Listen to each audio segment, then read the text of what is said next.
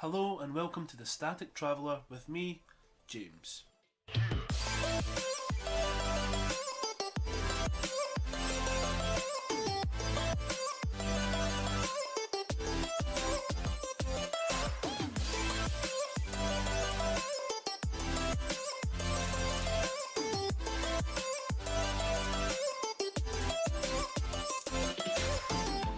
Hello and welcome to the latest episode of the Static Traveller podcast, the podcast where I speak to travellers of the past and the present from around the globe, and I let them tell you in their own words about their adventures throughout this amazing world.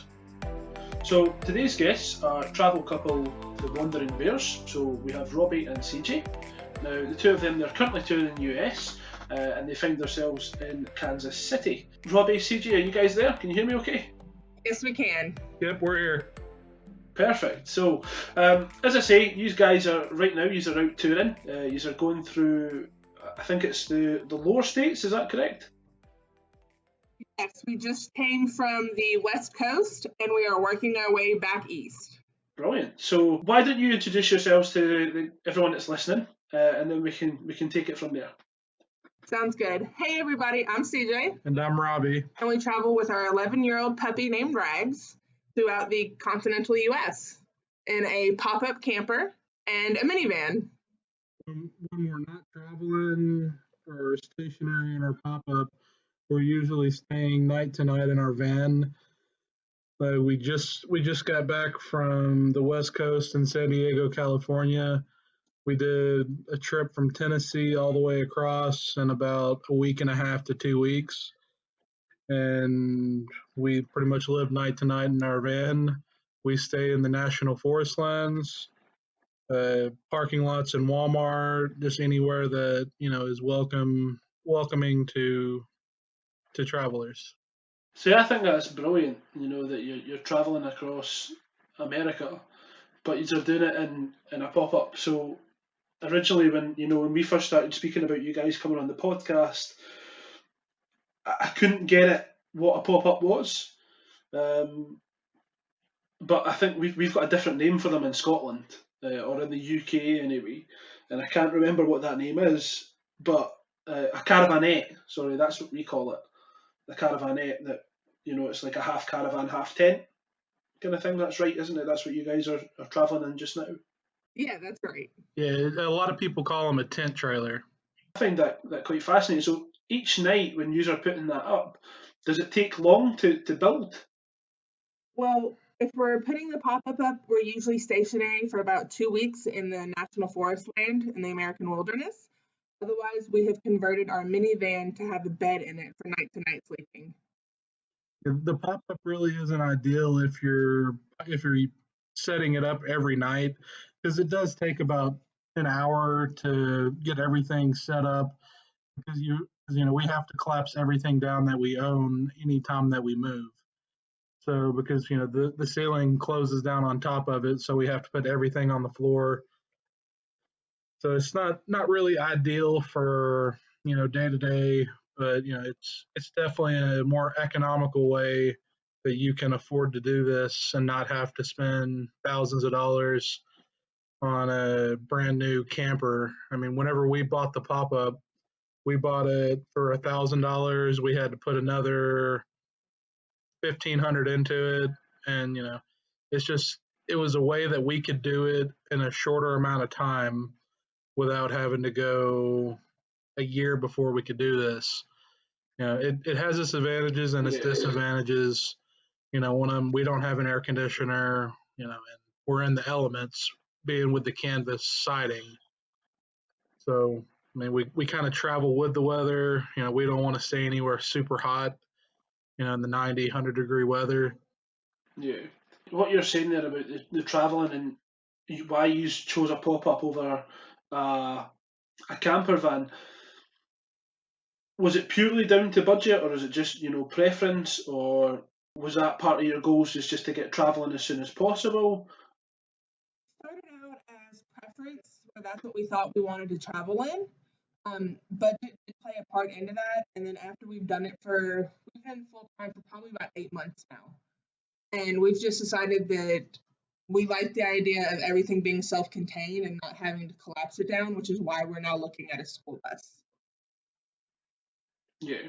So I mean, I've been watching you guys for the last, couple of months. Since we started speaking, about coming on the podcast. And I've got to say, Robbie, you have put some amount of work into that pop up. I mean, I've been watching the videos of you renovating it, and then I think I was really laughing about the one, what was it, with the worktop, how you put it in, and then CJ had changed their mind about it, and then you had to put it back out. So it must be quite testing as well.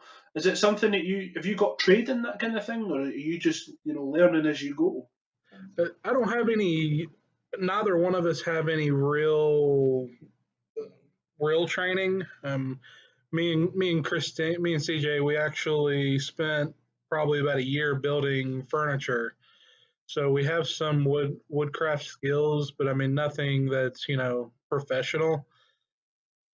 I mean that played a big role in into help of being able to do it. Pretty much everything that's on there. I mean we've done ourselves. We do have my father-in-law. He's a cabinet maker. He's a master cabinet maker. So I mean that gives us a good information source whenever we run into an issue that we can't solve on our own. Yeah, Which is really handy, I suppose. You've got master cabinet maker, electrician.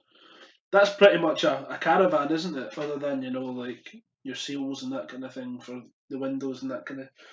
But that's pretty much your basics, isn't it? The wood you're built around, for your cooker and that kind of thing. Do you have like a cooker in it?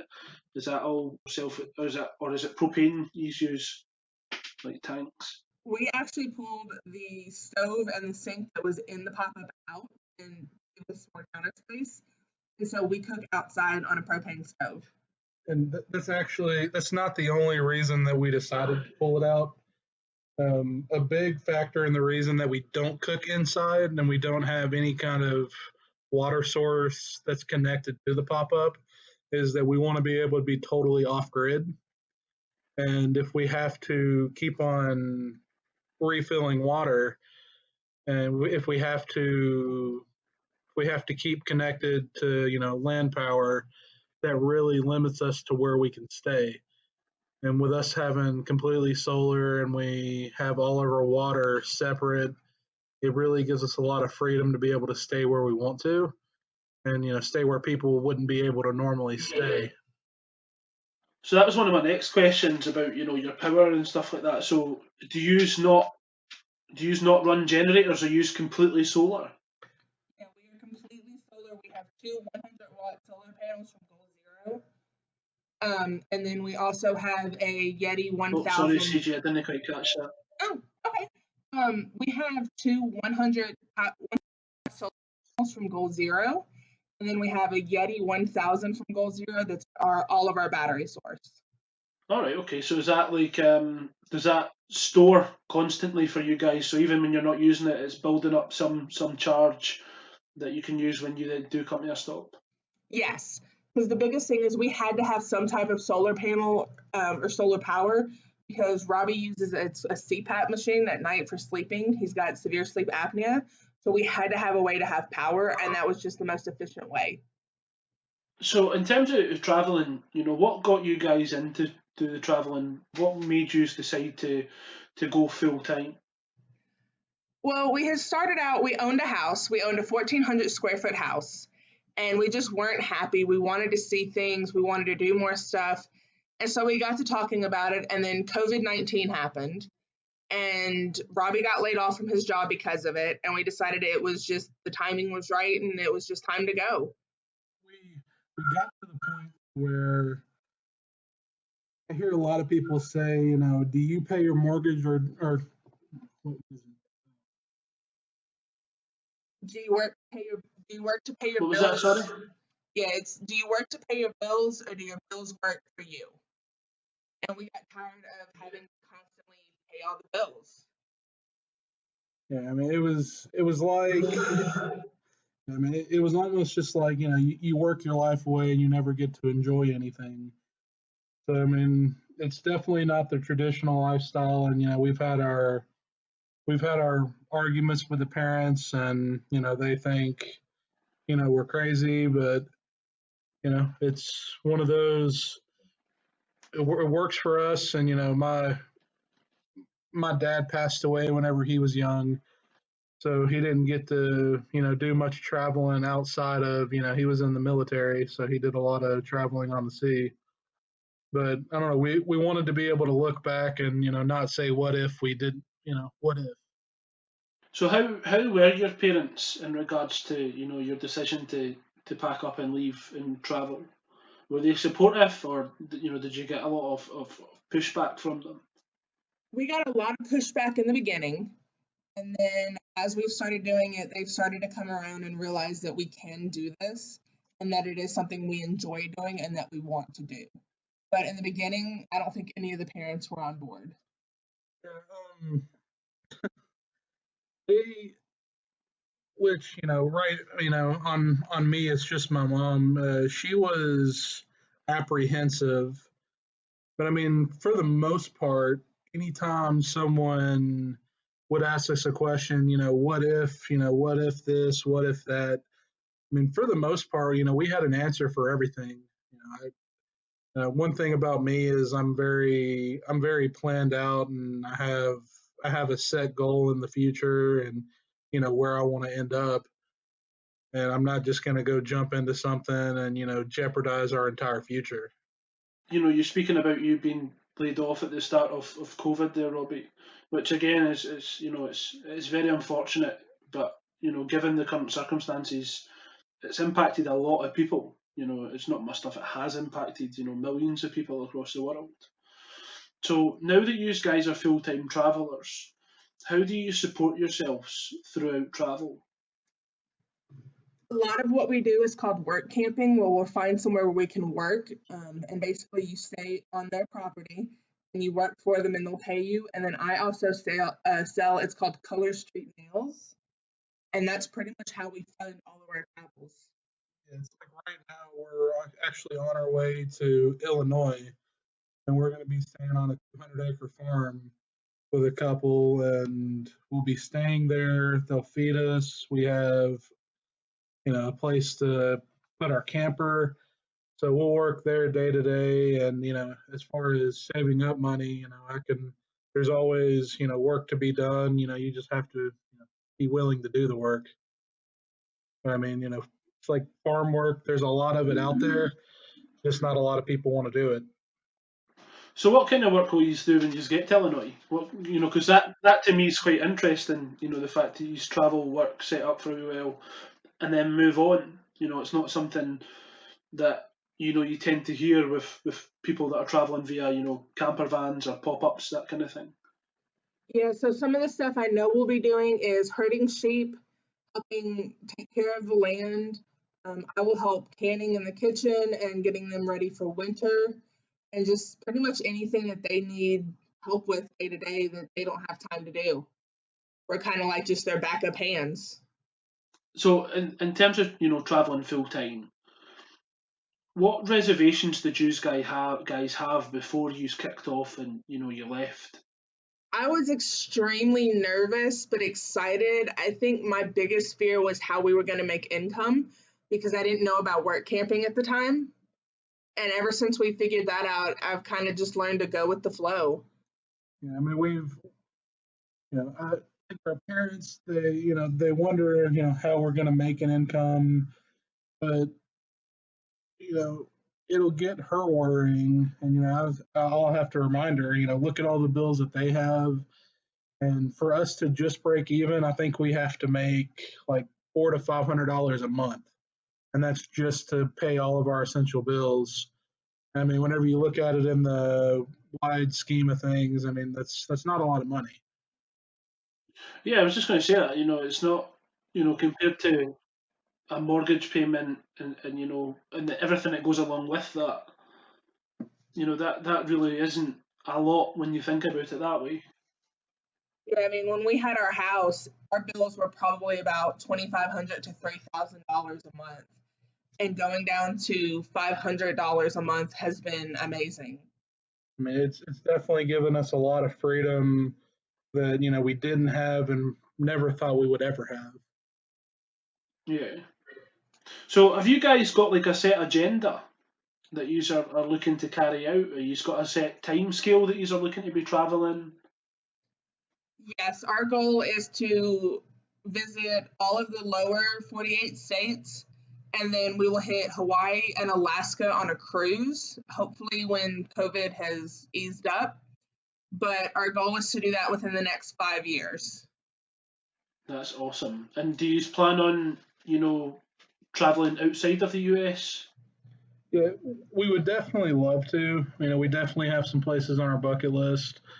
Like her side of the family is from Austria and Scotland. So, that's definitely something on our agenda. And, there's places that I want to see. Like we would love to go to Australia, Ireland, and actually places like Tokyo as well. But it's extremely difficult, living this lifestyle. I think that's the international, you know, maybe one day it'll pick up to where we can afford it, but it's kind of difficult, because we're basically on a micro budget. It's pretty much what it comes down to. We get to Mhm. explore the U.S. and the country by living on a micro budget. And some people it's not worth it. But what better way to spend your life than to get to see the country and what God created for us. Yeah. And what about, Canada? So Canada's close by, as well as, you've got Mexico on your border.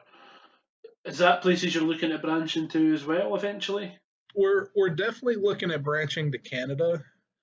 Um, we were actually right down on the border of down into Tijuana, Mexico last week, and we almost crossed over, but we just ultimately decided not to with everything that was going on with COVID.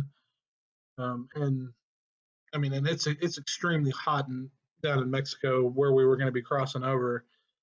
So, but yeah, Canada is definitely on our radar within probably the next year. We definitely want to hit it.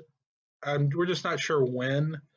It's going to kind of depend on how this work camping job is going to go up in Illinois. It's going to depend on how long we're going to be there. I think we're kind of looking to be there for around anywhere from 3 to 6 months and kind of ride out the winter because we try to position ourselves, in the right geological location for the elements. Since we are in a canvas, we're not hard Yeah. sided, so we don't want to be somewhere like Colorado where they'll get feet of several feet of snow over the course of a month. Yeah, absolutely. Um, in terms of making that step and starting the traveling, what would you recommend, or how would you encourage people to actually make that step and to people that are kind of swithering now whether to pack it all up and go full time, but are maybe just that little bit hesitant? How would you position it to them? It's just a leap. At the end of the day, it's just a leap of faith. We struggled with it for probably a good 4 or 5 months of is it the right time? In all reality, it's never the right time. Because it's a complete change of what everyone considers the normal. Lifestyle, it's completely different. You're in a very confined space, but I don't think we would change it for anything. We've been doing this for 8 months now, and we've grown closer as a couple. We've grown as individuals, and you get to see stuff that other people will never get to see. You get to tell a story that other people won't get to tell, and it's worth every second of it. What kind of stuff have you seen then? That people haven't or won't see that you think what's these moments? Well, I think our first example should be was our first place that we went because traveling the way we are, it's not always we're travel. There's a lot of times where, we're stationary because we have to make an income. We have to save up, to get through the month or two spread that we have that we're traveling, which is what we're on right now. Yeah. We've been on the road since the 15th, 15th of last month, and we've made the trek. We've went about 4,000 miles, and our first night out, we were in a small town called Silverthorne, Colorado, and where we were at, we were completely isolated. We were about an hour from the closest town, and we had no cell service. I mean, we didn't have anything. The only thing we had is what we brought in, and our campsite. We had a perfect view of the Rockies, and Not a lot of people can say that they woke up every morning to the sun rising over top of the Rocky Mountains. And they are absolutely beautiful and fantastic, and they are a sight to behold. In June, I got to touch snow in the Rocky Mountains, and that's not normal. A lot of people, snow is for the winter time, not in the middle of June. But we went up to the top of the Rocky Mountains, and it was beautiful, the sights you get to see, and you really get to see God's work and, what He has created. That's definitely one of the things about America, because you have every type of weather across all of your states, and that with or what's different from other type of traveling, that people would go around the world to different countries. With America, you can do it from your car, and you decide where you want to go. If you're traveling, country to country, you're very reliant on, you know, planes, public transport, renting motorcycles, that kind of thing. Once you're in America and you've got your own car, you decide where you're going, and really there's no end to what you can do within the States. Do you get what I mean? Yeah, it's amazing because once you start this journey, because we call it our never-ending adventure, but once you start this journey, you really decide how it works out. You decide your story and what stories you want to tell one day. One of our stories is that we want to hit all of the national parks. And so we've hit, I think, 3 so far in the last month. No, we've hit 4. And it's just, And how many are there in total? yeah, I want to say there's 59 of them and they're across the entire US. 59 in total. Yeah, it's something around that number. Okay. With you traveling around and you're meeting at different locations, you're doing farm work, as you're saying, you must be meeting a lot of other people that are doing the same thing. Yeah, the first night we were on the road, we spent the night in Colorado at a Walmart parking lot and met a wonderful woman named Diane who was traveling the country in her car just to say she's done it. And then when we made it to our first campsite, there was a couple campsites down from us that were local to Colorado that were able to give us all kinds of advice on where to stay and what to do. And you really do meet some genuinely nice people when you're on the road because they're just like you. You hear all of these negative things that how people are becoming. Our first trip, along with meeting the locals, we met another couple. They'd been married for, I think, 30 or 40 years. Well, I think his name was George. Yep. And after talking with him for probably 10 to 15 minutes, and this is still with COVID going on, people should be skeptical of other people, but after 10 to 15 minutes of talking, they invited us to dinner, and then they actually invited us to go up to about an hour and a half north of where we were for the following weekend, and they offered to take us out on their fishing boat because I'm a definitely I'm a fisher. I enjoy outdoors and everything that comes with it. And I'm relatively new to. You need to get to Scotland then. Oh yeah, One of these days we're getting there. You need to try and come and look for Nessie. He's a little big for me, but but this whole, this journey so far, it's definitely you know renewed our spirits just in how people are. You get so caught up in the day to day, media and running, in the city life. You really forget to sit back and take in the views, of how we were meant to be. We weren't meant to live, in a city arm to arm with someone. We were meant to be, hunter gatherers. We just this. I feel like where we're at in society today is definitely not where we were meant to be. Yeah, I mean, I can totally see where you're coming from there. It makes sense that human nature suggests that we want to, you want to see more.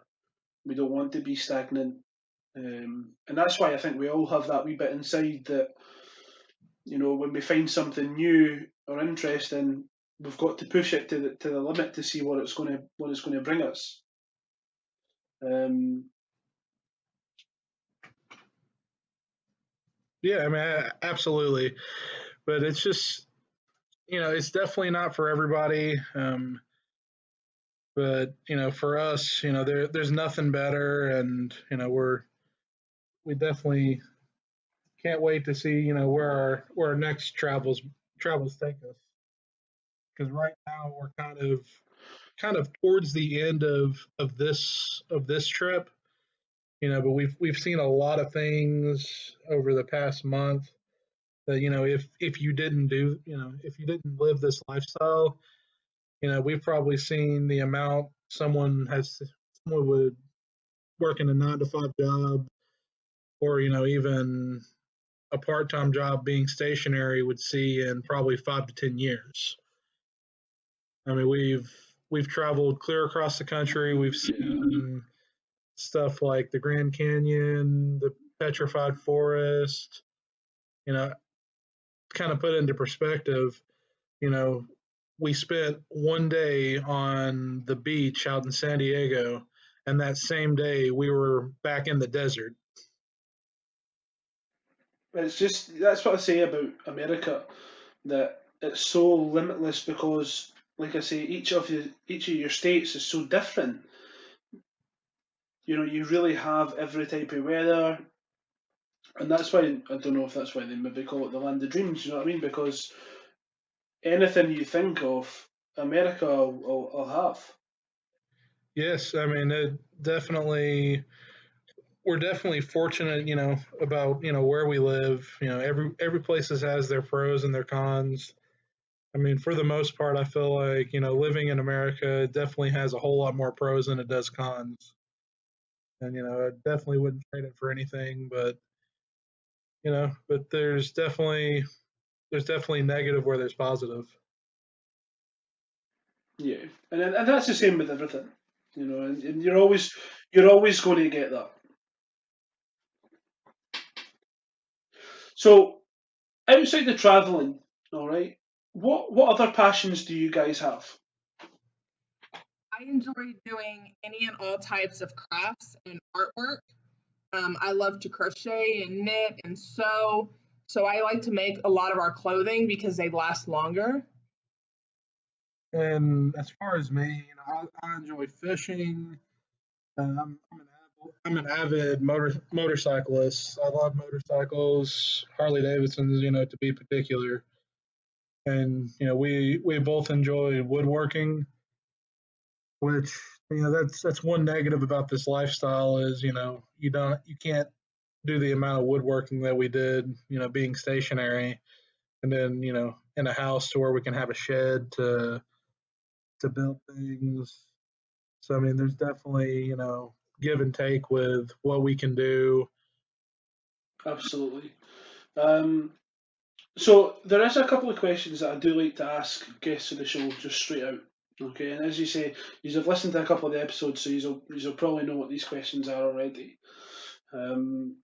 So everyone, especially doing the type of travelling that you guys are, you must have one moment so far that's been, absolutely breathtaking. Yes, it was waking up and watching the sunrise over the Rocky Mountains for the first time. It truly made us stop and go, this is the life that we want. And what about you, Robbie? I would say walking up to the ledge of the Grand Canyon I mean, there's nothing more grand, you know, than the Grand Canyon. Not to sound cheesy, but you walk up and it's one of the probably one of the last things that is still untouched, in America. Aside from probably like the big stuff like Petrified Forest, the Rocky Mountains, but you walk up and I mean it is just there's so much to see at your first look that I mean you just it's almost to the point to where you can't ingest it. Yeah, I mean, it's on my bucket list anyway. Um, Somewhere that I've not been before, and my sister's been. She done a helicopter tour of it. Mm. Yeah, we were looking at it, but we kind of figured with COVID going on, it's probably not a good time to be in a confined space with other people. So going from most breathtaking moment, there must be some scary moments that you've had as well. But it's more along the lines of an excited terrifying. But I don't know, there's moments when you just question everything. As you question, is this the right decision? Did we make a mistake? And then you see moments that are breathtaking and they remind you why you wanted to do this. Yeah, I mean, doing this, you definitely have to take the good with the bad, and you really have to get better at problem solving. And just over the last 8 months, that 6 to 8 months that we've been doing this, that's one thing that we've gotten really well at is if we have an issue, what's the fastest and most efficient way to fix that issue. I mean, but every day, is a struggle, but you have every day during those struggles, you have the moments that are just in awe, and it really makes you realize why you decided to leave your old life behind you and go on this new life and how big of an adventure it actually is. So you've had all these different types of adventures. You've met all these people. What is the weirdest thing that's ever happened to you guys on the road? Weirdest moment, we were staying at a truck stop and Robbie had gone inside to go to the bathroom. And I looked outside and there was this guy just standing there staring. And it was kind of creepy. That's something that you have to take into account is your security and your safety. Because you don't know everybody that you've met, or everybody that's going to come along. You don't get to meet them and get to know them. So staying at truck stops and parking lots on our travels to and from places, it can get kind of weird sometimes. Yeah, absolutely. I mean, you're always going to encounter different types of strangers. Like you say, you'll meet people that were welcoming and really nice, and then you're going to meet people that are what we call in Scotland roasters. I like that word. You can take that one with you. There you go. You can take that across America with you. So anytime you meet a weirdo, you can just call him a roaster and say that was James that gave me that. That's good. So with the the weird, the breathtaking, and the scary moments, have you got any travel regrets? Anything that you have maybe done or anything that you've maybe passed or wish you had stopped at, or just somewhere you wish you had been but you haven't yet? Um, absolutely not. I mean, there's no regrets. We take whenever we're traveling, we have no set destination. If if we decide that we pass something that we want to stop and look at, we stop. If it even if it sets us back 2 days. I mean, whenever we took off, we took off from Colorado, headed out to California, expecting it to take us a day or two to get there, and we ended up on the road for 4 days. So I mean, doing this, you definitely just have to go with the flow. If something throws its way at you, take it and run with it. You must have had some nights where money's been getting tight. Um, so how do you overcome that? Have you ever been to the point where nothing left in the bank account? Your fuel's starting to run out. You're a bit away from making some money. Yeah, we've had those moments more often than I think we care to admit, but everything we do is on faith. It's knowing that everything's going to work out and that we're doing this for a reason and that this journey is where we are supposed to be in this moment. So we know it will work out. Whether that means I have to hustle up some nails or we have to, do a side job here or there. It's just this is where we're supposed to be in this moment, and we try and constantly remind ourselves that this is right for us. And how often do you splurge out and treat yourself? Is it something you do quite a lot? Like hotels or like going out for fancy dinners, that kind of thing, or is Uh, it something you guys sacrifice to the journey? um, we try to make it a point to eat out every now and then. We try not to make it a habit just because it is so expensive. As far as the hotel rooms, this was just kind of a last minute thing. We'd been on the road for 2,500 miles, and we really just needed to step outside of the car because we stopped yesterday at about 3 p.m. and we've been stopped for probably let's see, at least probably 15 or 16 hours. So it was a break that we needed, and that's pretty much where we kind of what we come up with a hotel room. And obviously whenever we have the money to do it too, that plays a factor in it too, is whenever we have the spare money to splurge.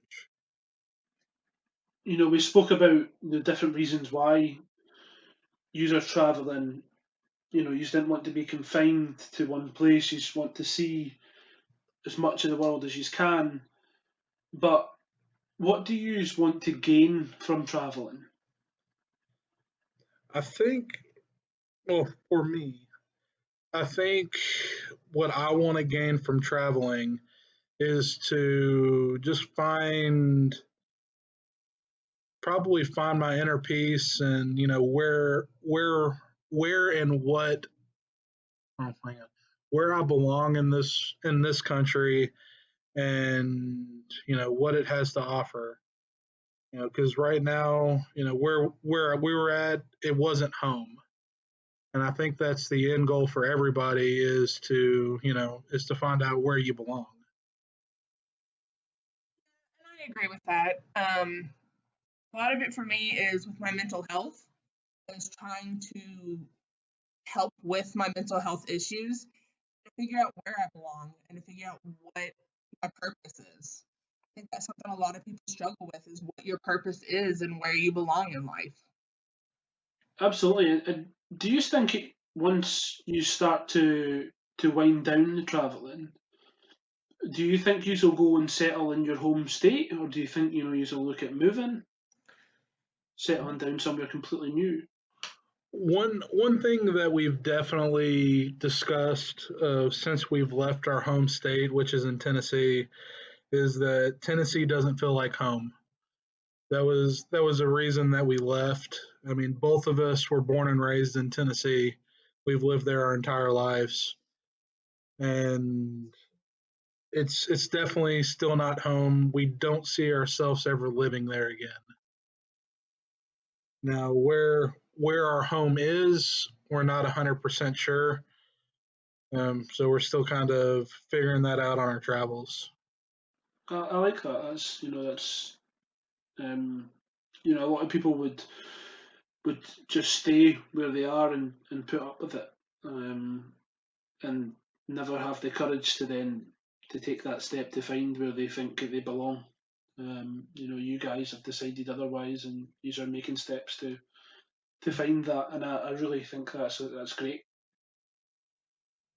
Yeah, it's definitely it definitely takes a lot of courage to do it, and like we said earlier, it definitely just takes a leap of faith to do it. You have to take that plunge, and you just have to have the faith to where it's you're gonna you're not always gonna land on your feet. There's gonna be times you're gonna land on your ass, but you have to be willing to get back up and keep running after it. Oh, sorry, I had muted myself there and I didn't realise that. I'm sitting asking a question and I'm going, they're not responding. Um, so have any of you travelled outside of America? Yes. When we got married, we went on a cruise to Mexico. And I think that's about it.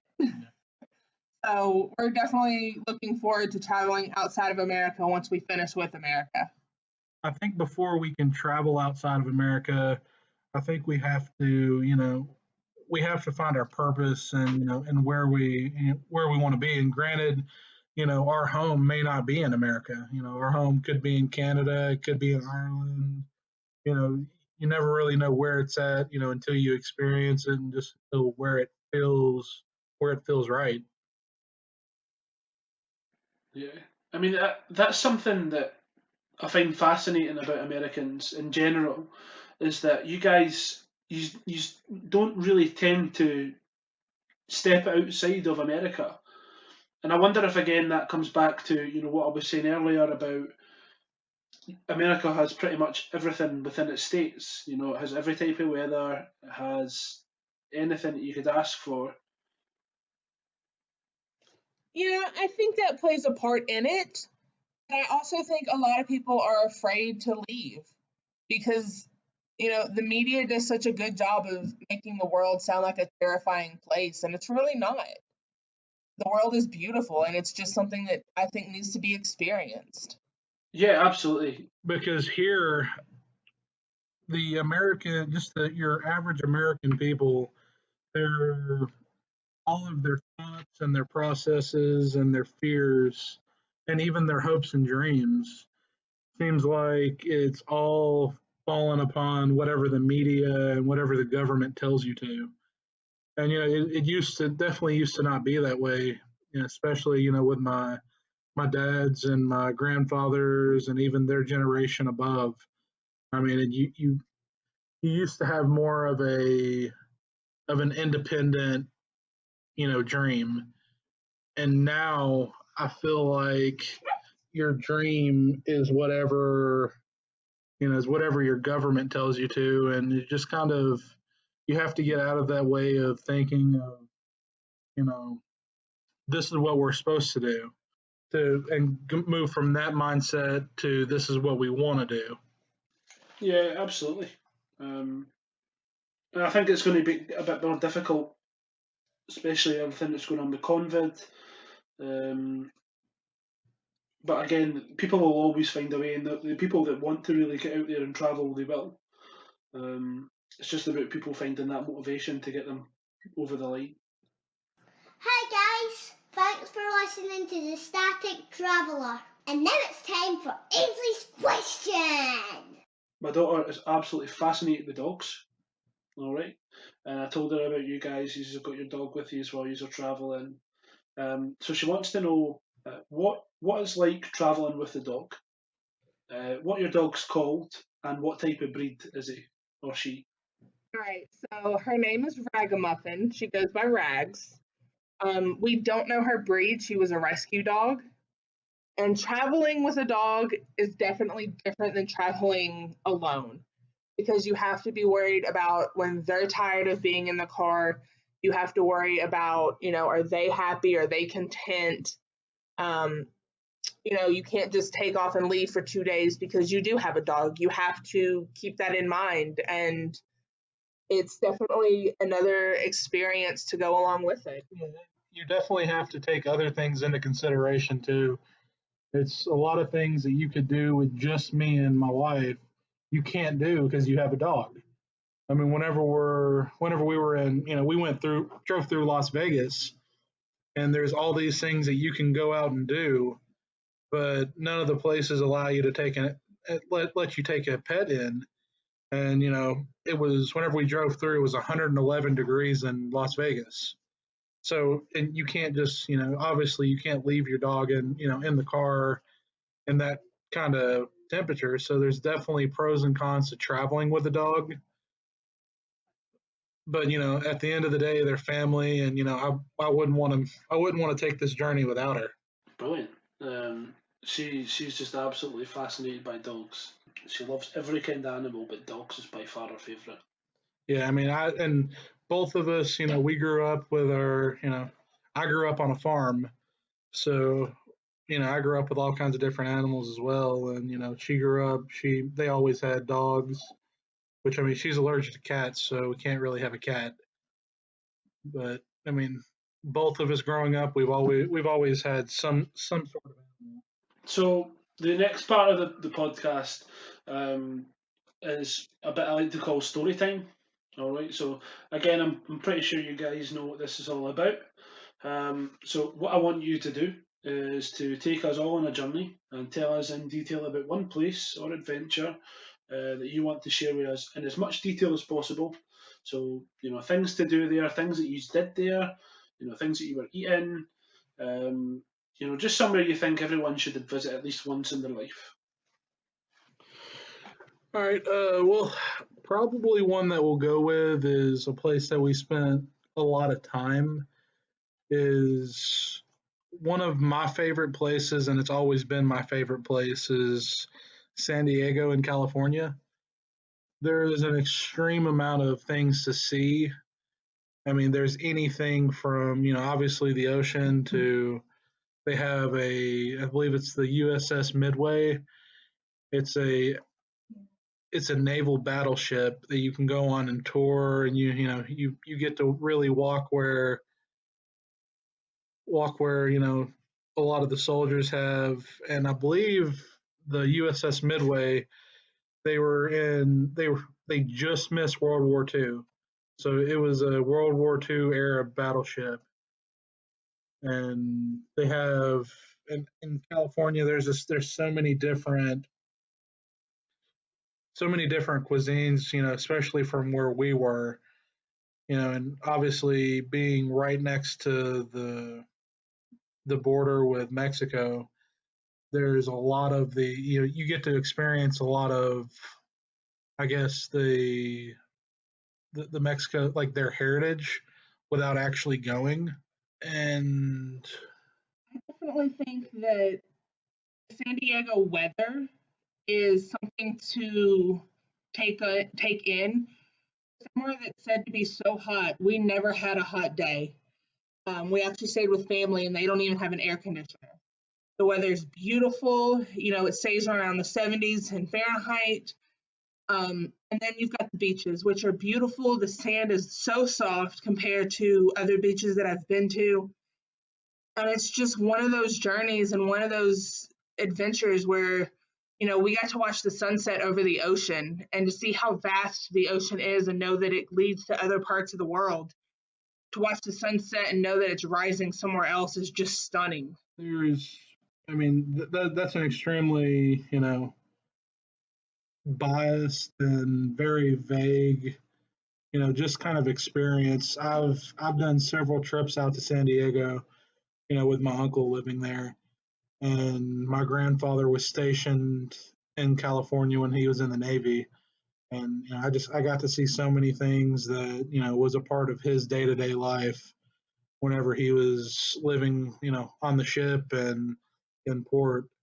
And there's so many different nationalities that live there, especially being so close to Los Angeles and Hollywood. Then you have that aspect jumbled into all of it as well. Because in San Diego, you're less than, I think, you're about 2 hours from Los Angeles. So you have all of the Hollywood stuff thrown into it, and especially it's a very rich area. You go out there, you see, stuff that, we wouldn't ever see in Tennessee. You're driving down the road and you see a Rolls Royce, or, it's very rare to see any car that's less than like $60,000 or $70,000 going down the road. And it's not just rich in monetary, it's rich in culture, it's rich in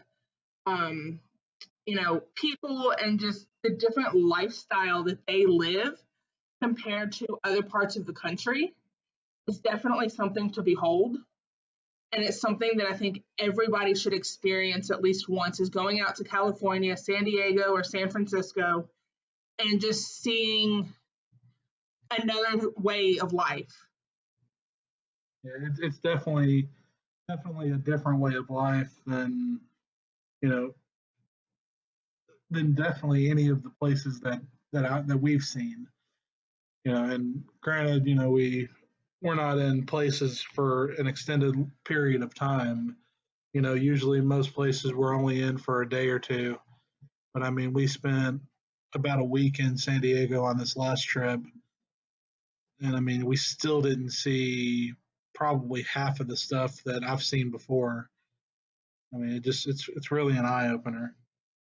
So in San Diego, what was it that made it so special to you?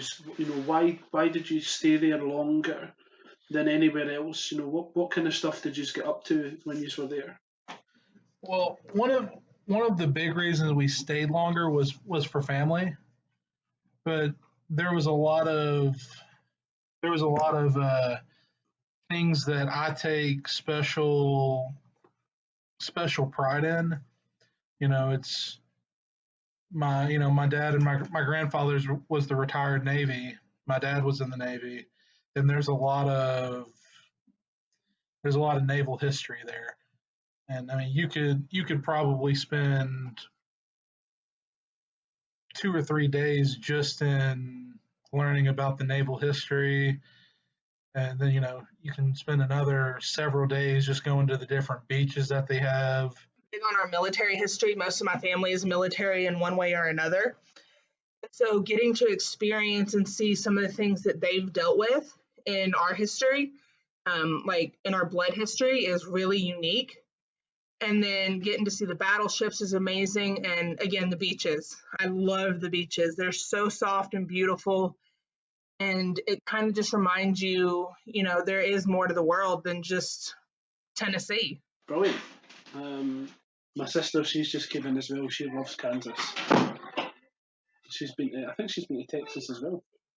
Yeah, we'll hit Texas probably in the spring. She's, I think she's either been or wants to go to Graceland. Yes, that's Memphis. That's right by us. Well, that's right by where home is. So that's where I think she's been there already. She's very big on Elvis. She's also, I think she wants to go to, I can't remember where it is. Where's it is Johnny Cash is from? Yes, my stepfather actually is the property manager from the Johnny Cash property. Oh, no way. Yep. He manages the property. Wait till I tell her this. I need to tell her this. Kelly, where are you? Where are you? So, CJ, that I'm speaking to right now, right? Her stepdad is the manager of John O'Cash's property in America. No way. Way. Well, I've been to the museum. Yeah, it's beautiful. My mom actually has one of the sewing machines from the property. Sorry, wait, I'll just put my sister on. I'll let you speak to her. Hi there, for a how you second. doing? Hi there. Oh, this is amazing. How you doing? All right. Yeah. Oh, this is brilliant. So where is the house then? The house itself is in a place called, I want to say Hendersonville, Tennessee. Right. And my stepdad is the property manager. Oh, that's fantastic. Yeah, and then they actually gave my mom one of June Cash's sewing machines. Oh, really? Oh God, she's saying her mum got some of the stuff. Oh, really? And stuff. There you go, CJ. I'll be able to hook you up. I'll speak to you later about getting a wee bit of discount, CJ. Sounds good. Okay. Just give me 2 seconds, sorry. Just 2 seconds. You're fine. Oh, he's away to answer another phone call, but I'll just speak to you. That's fine. So where are you from then, CJ? We're originally from just outside of Nashville, Tennessee. Oh, brilliant. My husband and I went in 2015 and it was the best holiday I've ever experienced. Yeah, it's definitely one to experience at least once. Yeah, definitely. We like blues. My husband's really into blues music, so we went to New Orleans, to Nashville, and then to Memphis, and it was the best holiday ever. Yeah, New Orleans and Nashville are two of my favorite places. Yeah, we're definitely going to go back, definitely. Right, here's James. Thanks for speaking to me. You take care. No problem. Thank you. That's amazing. Like, They're currently so good. they're travelling across in a caravanette. Oh, no way. Oh, right. Sorry about that. Right. So the next part of the podcast is normally where I would pit couples against each other. All right. So right now we've got a leaderboard, and I cannot remember how the leaderboard sits because I'm trying to get one made online, but it's very difficult to find like a digital leaderboard. I can't find one anywhere.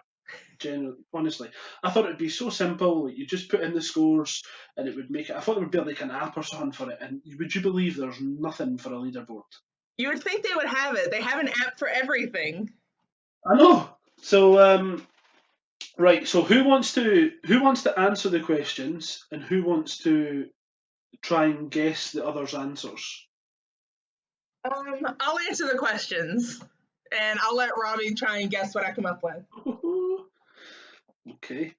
Right. So have you got something that we can maybe either like? Can Robbie go to another room, or can he cover his ears or something? Or Yeah, he can leave. Give us just a second. yeah, come on, Robbie, get out.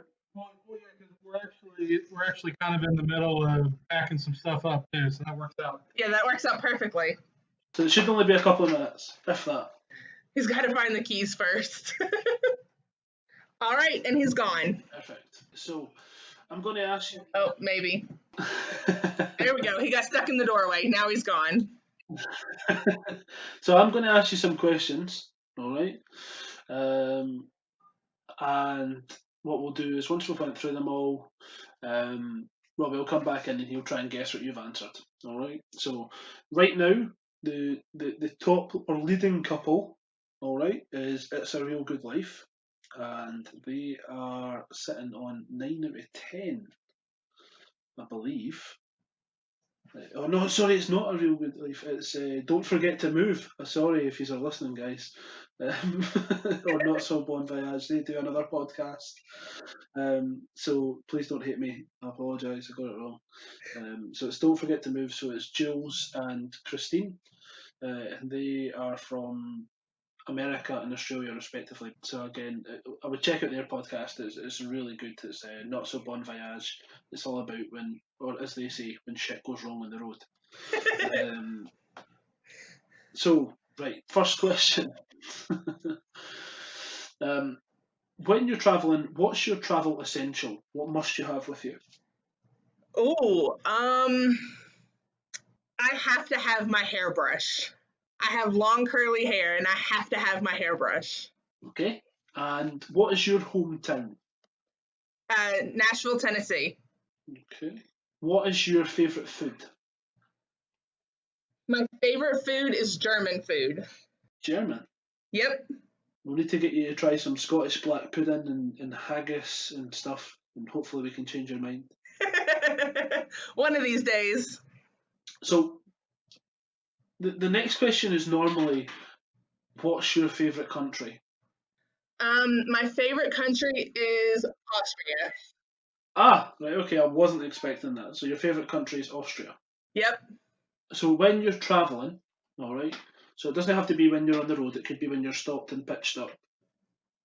How do you find is the best way to relax?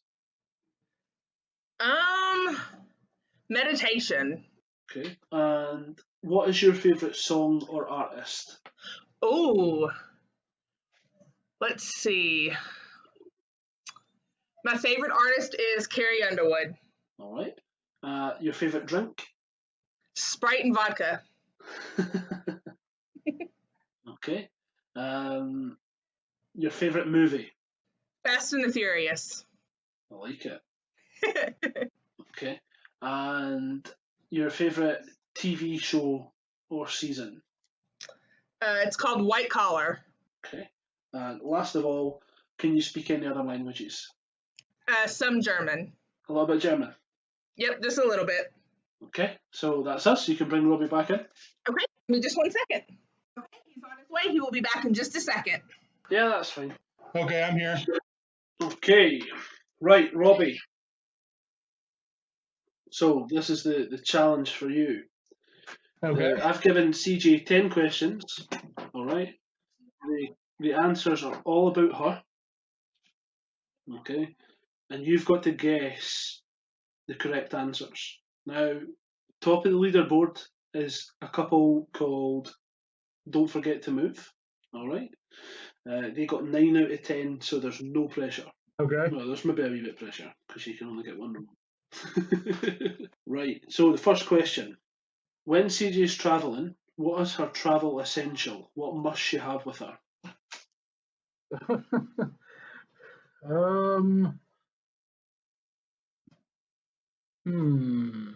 Probably her hairbrush. So, what is CJ's hometown? Her hometown? Her hometown's Nashville, Tennessee. 2 out of 2, Robbie. What is CJ's favourite food? Her favorite food. Maybe I'll probably end up missing this one. Kind of depends on the day of the week with her. Probably New England clam chowder. What was that? New England what? Clam chowder. I'm going to. I don't think it is, but I'm going to guess no. I'm going to say that is not German. Oh no. German. Oh, German food. Yeah, like a big bratwurst or something. What is CJ's favourite country? Her favorite country is Austria. Okay, well done. So we're 3 out of 4. So you're still in the hunt for that top spot. All right. We've just got to make sure we get no more wrong. So when CJ's travelling, all right, how does she like to relax? What does she like to do to relax? She likes to meditate. Oh, 5 out of 4, or 4 out of 5, however you want to call it. 4 out of 5. That sounds better. Still in the hunt. We're halfway there. What is CJ's favourite artist, or who is CJ's favourite artist? Just artists, just in general. Yep. She doesn't have a lot of art. So Carrie Underwood. Oh, well done. Well done. Still in the hunt. Now, what's CJ's favourite drink? Her favorite drink. Knowing her, she probably put Sprite and vodka. Spot on. We're still in the hunt. Oh, you're coming for them. Telling you, man, if you just got that German one, You could have been going for top spot. I know, You were going right? for a tie. 3 to go. What is CJ's favourite movie? Well, there's a story behind it too. The Fast and the Furious. Oh, that's spot on. That was actually our first date. Spot on. Oh, was it? Going to see Fast and Furious? Yeah. Oh, that's awesome. So what's CJ's favourite TV show or season? We're actually rewatching it right now, and it's White Collar. Oh, here we go. Last question for the tie for top couple. Are you ready? I think so. Robbie, can CJ speak any other languages? No, not fluently. She speaks German-ish. I'll give you that. I'll give you that. Well done. So tie top spot. We don't forget to move. Yeah, because she grew up around her Opal. She grew up around her Opal, and he spoke German, and I think she said that she's kind of declined on how fluently she can speak it now. Brilliant. So that's you guys, joint top. Awesome. Joint top of the Static Traveller podcast, travel couple quiz. So well done, guys. So, that is pretty much everything I have for you guys today. I just want to thank you for coming on the podcast and speaking to myself and taking the time out of your day. I know it's very early where you guys are. So, it's much appreciated that you have got up and, you have made that time to speak to myself. So, for anyone that wants to follow your journey, where can they find you guys? They can find us on YouTube at The Wandering Bears and Instagram as The Wandering J Bears. Perfect. And I'll put links to all your guys' content in the podcast description. So if you guys are looking to see the Wandering Bears and where they are in their travels, their stories are also really good. I watch them nearly every single day that you've got them up. Keep it up because I love it. I think it's great, and I really hope that this gives you guys a bit more in terms of exposure out there, because you guys are doing great. So all I can say is keep it up, and I will keep following, and we'll hopefully get you guys back on the podcast in the future. Oh, absolutely. Yeah, we'll definitely keep in touch. And I'm sure my sister will be trying to chin you for a tour of Johnny Cash's house. Oh, I'm sure we can get that set up. Perfect. So listen, guys, everyone, especially you guys, thank you for coming on the podcast today. Like I say, it's been a pleasure speaking to yourselves.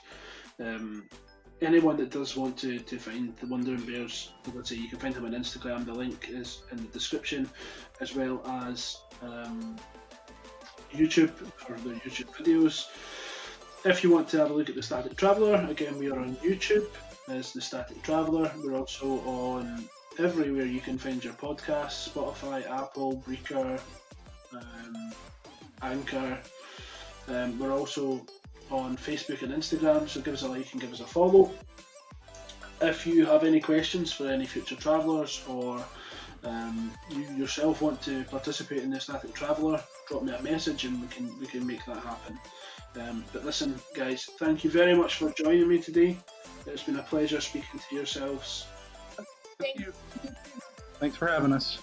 Thank you. And until the next time, everyone listening, you keep travelling and I'll stay static. Thank you.